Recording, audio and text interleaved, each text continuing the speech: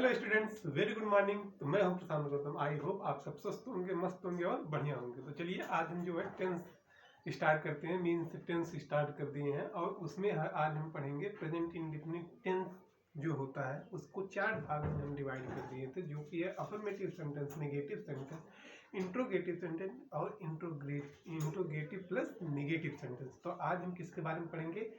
Tense के present indefinite part के उसके सब पार्ट में, प्रेजेंट इंडेफिनिट के उसके सब पार्ट में हम पढ़ेंगे इंट्रोगेटिव प्लस नेगेटिव सेंटेंस के बारे में आज हम स्टडी करेंगे और आपको अच्छे से बेहतर तरीके से आपको सिखाएंगे। तो आप हमारे वीडियो में लास्ट तक बने रहिएगा। आपका जो भी आपका डाउट है वो आज तक क्लियर होने वाला है। तो चलिए अब हम स्टार्ट करते हैं। कौन सा आज हम स्टार्ट करेंगे? जो हमारा जो है क्या है कि चौथा पार्ट है, मतलब कि एक बार से हम कर सकते हैं कि जो कि क्या है, ये जो चौथा जो पार्ट है वो क्या है? इंट्रो। चौथा पार्ट क्या है? चौथा पार्ट है सॉरी रुकिए लिख दे रहा हूँ। चौथा पार्ट है इंट्रोगेटिव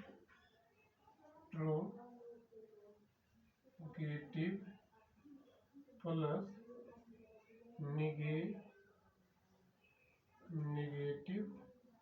नेगेटिव सेंटेंस।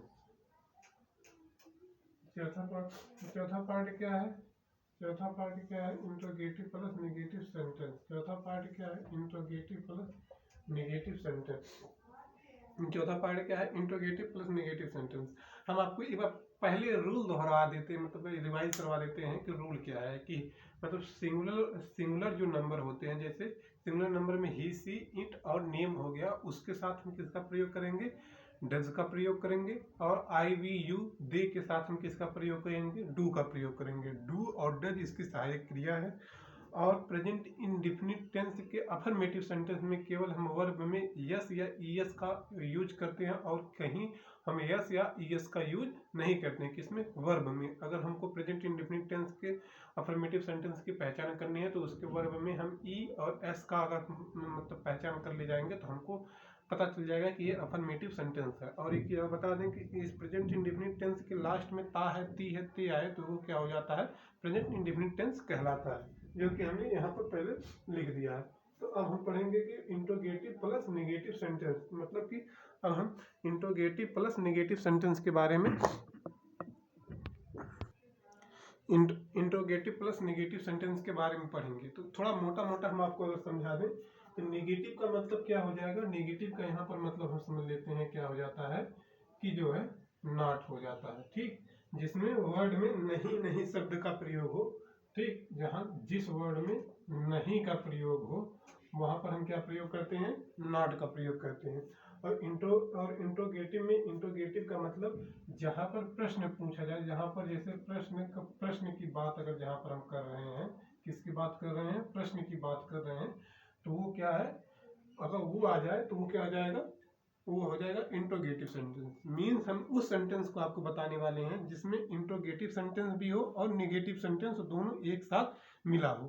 तो चलिए अब हम देर ना करते हुए, वीडियो ज़्यादा लंबी हो जाती है इसलिए अब हम देर ना करते हुए हम जल्दी से आपको समझा देते हैं कि वो कौन कौन से वर्ड हैं जिसमें जो है क्या है कि जिसमें नहीं भी आता है और प्रश्न में पूछा जाता है। ठीक, तो इसमें दो प्रकार के मतलब सेंटेंस आते हैं, जिसमें जो है सब्जेक्ट को हम पहले रखते हैं और फिर जो है क्वेश्चन मार्क और नॉट का प्रयोग अंत में होता है। मीन्स इसको हम दो प्रकार से समझेंगे। जैसे हमने प्रीवियस लेक्चर में प्रेजेंट इंडेफिनिट के इंट्रोगेटिव सेंटेंस में हमने आपको बता दिया है। ठीक, तो अब हम स्टार्ट करेंगे जो है सबसे पहले जो है एक हम आपको फार्मूला लिख कर दे रहे हैं, जो आप इसको लर्न कर लीजिएगा, जो कि बहुत ही इंपॉर्टेंट है। मतलब कि इसी के बेसिस पे हमारा जो है क्या है कि इसी के बेसिस पे जो है हम ट्रांसलेशन करते हैं। तो वो फार्मूला कुछ इस प्रकार से है कि जैसे पहले हम सहायक क्रिया इसकी क्या रहेगी?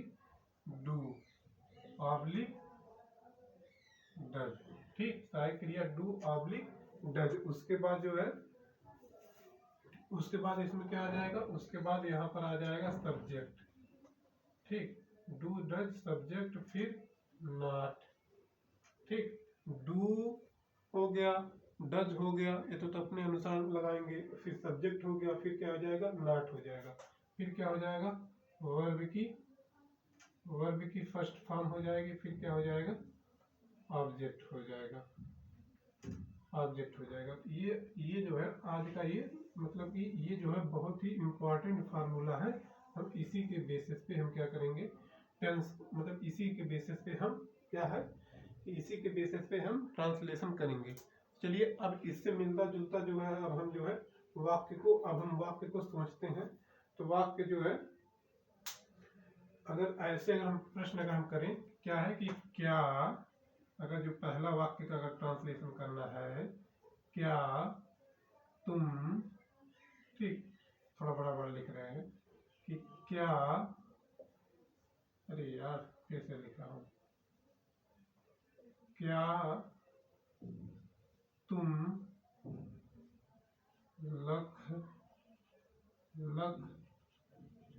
लखनऊ में नहीं रहते हो। अब यहाँ पर देख लीजिए क्या हो जाएगा, क्वेश्चन मार्क, क्योंकि हम यहाँ पर क्या कर रहे हैं, प्रश्न पूछ रहे हैं। तो क्या तुम लखनऊ में नहीं रहते हो।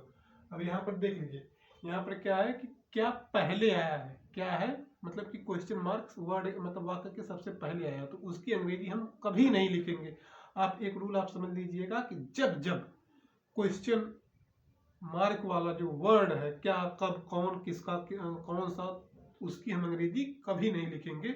उसकी हमेशा सहायक क्रिया से ही सेंटेंस की स्टार्ट करेंगे। तो क्या तुम लखनऊ में नहीं रहते हो। अब ये देख लीजिए, इसमें क्या है, अगर इसमें आ गया क्या और इसमें आ गया क्या, नहीं, मतलब कि नहीं आ गया, तो जो है, जो हम आपको जो टेंस पढ़ा रहे हैं, interrogative plus negative sentence, interrogative plus negative sentence, क्या इंट्रोगेटिव प्लस नेगेटिव जो सेंटेंस जो पढ़ा रहे हैं, उसमें क्या आया ना, प्रश्नवाचक शब्द आया, और इसमें क्या हो गया, नहीं, मतलब कि इसमें जो है दोनों वाक्य आ रहे हैं, नहीं, क्या भी आ रहा है और नहीं भी आ रहा है। तो इसका मतलब हम जो पढ़ रहे हैं वो सही पढ़ रहे हैं, इंट्रोगेटिव प्लस नेगेटिव सेंटेंस। और लास्ट में ता है, ती आ रहा है, तो इसका मतलब क्या हो गया, ये हो गया प्रेजेंट इंडेफिनिट टेंस का पार्ट है। तो अब हम सहायक मतलब कि अब हम ट्रांसलेशन स्टार्ट करेंगे। तो क्या की अंग्रेजी क्या हो जाएगी, तो नहीं लिखेंगे, क्या की अंग्रेजी नहीं लिखेंगे, सबसे पहले क्या लिखेंगे, सहायक क्रिया। और सहायक क्रिया सब्जेक्ट क्या है, प्लूरल है, तो प्लूरल पर हम क्या यूज करते हैं, डू का प्रयोग यूज करते हैं। तो डू, ठीक, क्या हो गया, डू। उसके बाद देख लीजिए क्या है, सब्जेक्ट, फिर डू के बाद क्या लिखेंगे हम, डू यू, डू यू, ठीक, डू यू। अब उसके बाद क्या है, इसी के बेसिस पे हम ट्रांसलेशन कर रहे हैं, डू यू नॉट, फिर वर्ब क्या है, वर्ब क्या है, रहना, मतलब रहना, रहना क्या है, वर्ब है, तो रहना वर्ब है, तो उसमें हम क्या लिख देंगे, लीव, ठीक। अब ये यहाँ तक खत्म हो गया, मतलब कि वर्ब की फर्स्ट फॉर्म यूज करते हैं, फर्स्ट फॉर्म यूज करते हैं वर्ब की, तो ये लीव हो गया। अब उसके बाद ऑब्जेक्ट क्या है, लखनऊ में, तो लीव इन, क्या हो जाएगा, लखनऊ।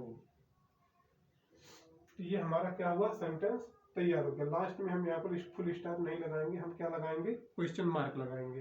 तो do you not live in Lucknow, do you not live in Lucknow, ये क्या हो गया, प्रेजेंट इंडेफिनिट टेंस में जो इंट्रोगेटिव प्लस नेगेटिव सेंटेंस है, वो हमारा सेंटेंस कंप्लीट हुआ।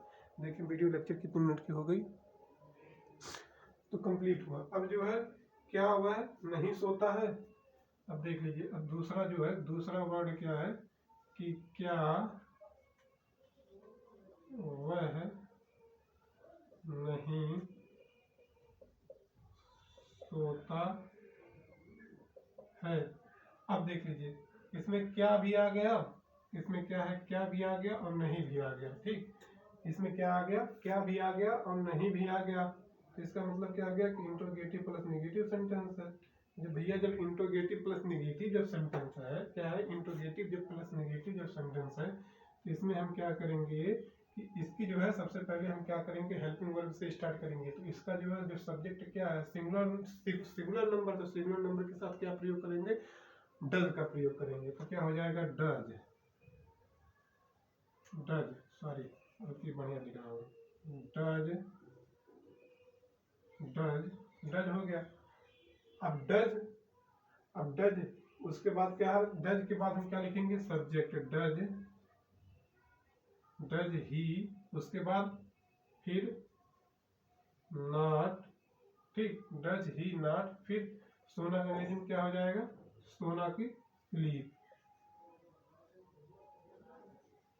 अब देख लीजिए इसमें ऑब्जेक्ट नहीं दिया है, तो ऑब्जेक्ट नहीं दिया तो ऑब्जेक्ट हम नहीं लिखेंगे। यहाँ पर क्या हम कर देंगे, यहाँ पर क्वेश्चन मार्क लगा देंगे, ठीक। मतलब एक शब्द हम ज्यादा रिपीट करें, ठीक ठीक बोल रहे हैं, अब ठीक नहीं बोलेंगे, नहीं तो लोग टोल करने लगेंगे। अब समझ में आया ना आपको कि डज ही नॉट स्लीप, क्या हुआ नहीं सोता है, क्या हुआ नहीं सोता है, डज ही नॉट स्लीप। अब जो है तीसरा एग्जाम्पल जो है, क्यों तुम स्कूल नहीं जाते हो।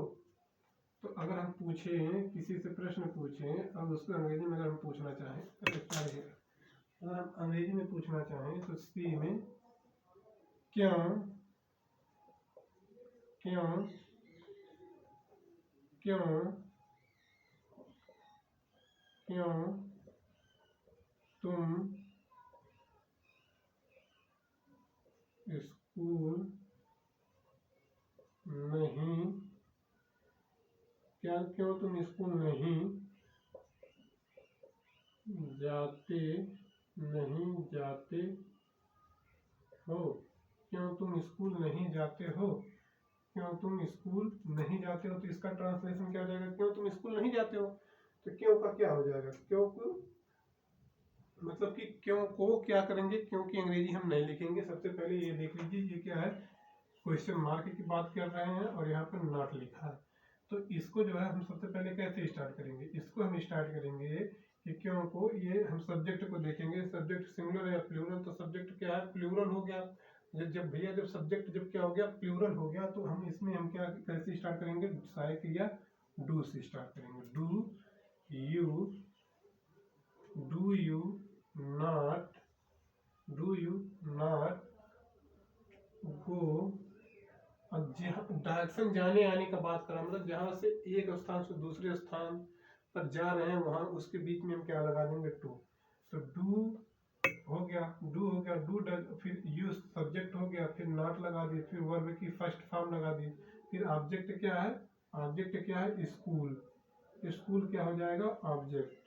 तो ऑब्जेक्ट, सॉरी स्कूल क्या हो जाएगा, ऑब्जेक्ट। तो हम क्या क्या लिख देंगे, स्कूल क्या हो जाएगा, ऑब्जेक्ट। तो ये हमारा, ये मतलब कि ये हमारा जो है इंट्रोगेटिव प्लस नेगेटिव जो सेंटेंस है वो आपको समझ में आया होगा। अब एक जो है रूल ऐसा है कि जब जहाँ क्वेश्चन मार्क से, मतलब कि दूसरा रूल अगर हम बता दें कि जब जो है क्वेश्चन, जब जहाँ पर क्वेश्चन मार्क आ जाए, जैसे क्वेश्चन मार्क क्या है कि क्वेश्चन यहाँ पर जो है, नहीं, एक बार फिर से हम आपको बता दें, इसमें सीधे हम रूल ही लिख देते हैं। अब जो है, अब इस दौरान ये हो गया। अब दूसरा रूल ये है कि जो है क्वेश्चन मार्क वर्ड अगर क्या है बीच में आ रहा है, तो जैसे अगर हम लिख दें कि क्वेश्चन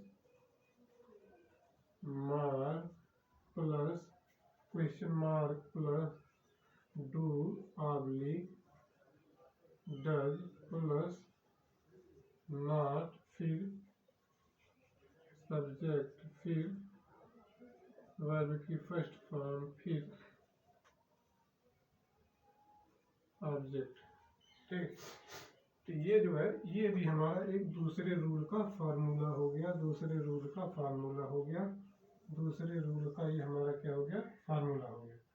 तो question mark do does plus not plus subject verb, मतलब सब्जेक्ट फिर वर्ब हो जाएगा, फिर ऑब्जेक्ट हो जाएगा। अब इसमें जो है अगर हम प्रश्न अगर कर रहे हैं कि वह क्या खाना खाता है, वह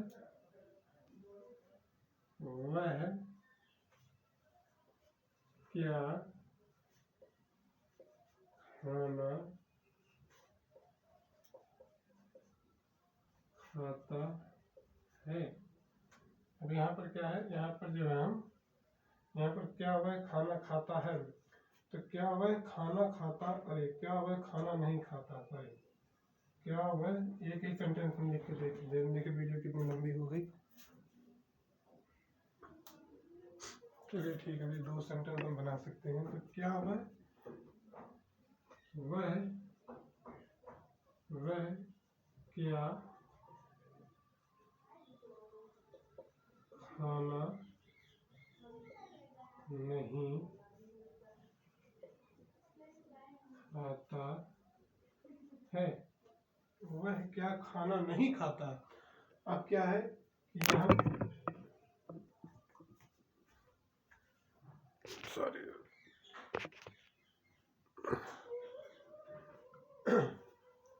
क्या वह खाना नहीं खाता है। तो क्या वह खाना नहीं खाता है। तो अब इसमें जो है हम क्या लिख देंगे, सबसे पहले कि ये देख लीजिए कि ये इंट्रोगेटिव सेंटेंस की अगर पहचान करें तो इसमें क्वेश्चन मार्क आ रहा है और ये निगेटिव आ रहा है। लेकिन अब जो है ये जो क्या है, ये वर्ड के वाक्य के पहले ना होकर ये जो है वाक्य के बीच में है। तो अब हम इसकी अंग्रेजी सबसे पहले लिखेंगे। तो क्वेश्चन वर्ड की अंग्रेजी हम लिखेंगे तो क्या की अंग्रेजी क्या हो जाएगी, व्हाट। क्या की अंग्रेजी में क्या कहेंगे, व्हाट। उसके बाद जो है क्या प्रयोग करेंगे, व्हाट। अब ये क्या है, सिंगुलर है क्या प्लूरल है, वह तो वह क्या भैया सिंगुलर है। तो सिंगुलर में हम कौन सी सहायक क्रिया प्रयोग करेंगे, डज, व्हाट डज। और फिर उसके बाद हम क्या है प्रयोग करेंगे, फिर नॉट का प्रयोग करेंगे, व्हाट डज नॉट। फिर सब्जेक्ट क्या है, वह है। तो वह की अंग्रेजी क्या हो जाएगी, ही। तो वह की अंग्रेजी हो जाएगी ही। फिर उसके बाद क्या है, वर्ब की फर्स्ट फॉर्म। तो उसके बाद वर्ब की फर्स्ट फॉर्म में हम क्या प्रयोग कर देंगे, ईट। वर्ब की फर्स्ट फॉर्म में ईट। उसके बाद ऑब्जेक्ट क्या है, फूड। तो ईट फूड, ईट फूड। तो ये हमारा सेंटेंस कंप्लीट हुआ, what does not he eat food, what does not he eat food. अब जो है तुम अपना काम नहीं करते हो। अब एक और हम बता दें आपको,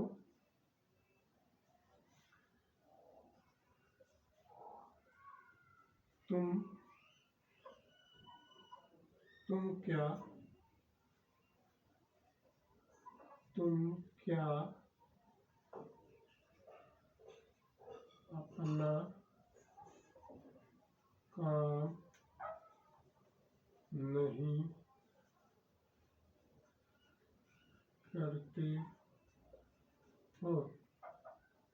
अपना काम नहीं करते हो। तुम क्या अपना काम नहीं करते हो, अब देख लीजिए यहाँ पे इंट्रोगेटिव सेंटेंस और नेगेटिव सेंटेंस की अगर बात कर रहे हैं तो इसमें क्या है, क्या आ रहा है और इसमें नहीं भी आ रहा है। तो क्या भी आ रहा है और नहीं भी आ रहा है, तो उस दौरान हम क्या करेंगे, उस दौरान हम ये हमको पता चल जाएगा कि ये इंट्रोगेटिव प्लस नेगेटिव सेंटेंस है। तो अब हम सबसे पहले क्या की अंग्रेजी हम लिखेंगे, जैसे इस फार्मूले को हम अप्लाई करेंगे। तो क्या की अंग्रेजी क्या हो जाएगी, व्हाट। क्या की अंग्रेजी क्या हो जाएगी भाई, व्हाट। उसके बाद क्या है, अब यहाँ पर क्या, उसके बाद हम क्या प्रयोग करेंगे, उसके बाद देख लीजिए यू है तो यू के साथ सहायक क्रिया क्या प्रयोग होगी, डू या डज। आप बताइए, डू या डज। तो भैया डू प्रयोग होगी क्योंकि डू प्लूरल है, सॉरी जो यू है वो प्लूरल है। तो प्लूरल के साथ क्या प्रयोग करेंगे हम, डू का प्रयोग करेंगे। अब उसके बाद जो है डू हो गया। अब जो है अब इसके बाद ये निगेटिव सेंटेंस में हम नॉट लिख देंगे, क्या वह अपना काम नहीं करता है। तो निगेटिव मतलब कि इसके अनुसार मतलब इस फार्मूले के अनुसार नॉट लिख देंगे। अब इस फार्मूले के अनुसार नॉट लिख दिए, इस फार्मूले के अनुसार क्या लिख दिए, नॉट लिख दिए, डू नॉट।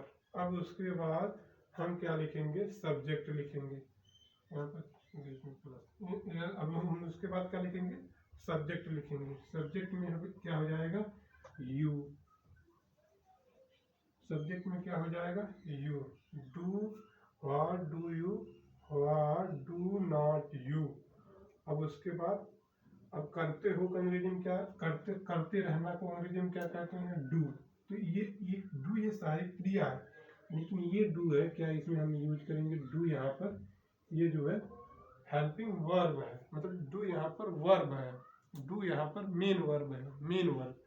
तो डू यहाँ पर क्या आ जाएगी, मेन वर्ब हो जाएगी। उसके बाद डू और डू, फिर वर्ब हो गया, फिर ऑब्जेक्ट, ऑब्जेक्ट में क्या है, अपना काम, अपना काम क्या भैया, ऑब्जेक्ट में किसका काम, अपना काम, तो अपना काम क्या हो जाएगा, ऑब्जेक्ट। तो ऑब्जेक्ट में अपना काम के लिए मतलब यू का अपना क्या होगा, योर, यू का अपना क्या हो जाएगा, योर।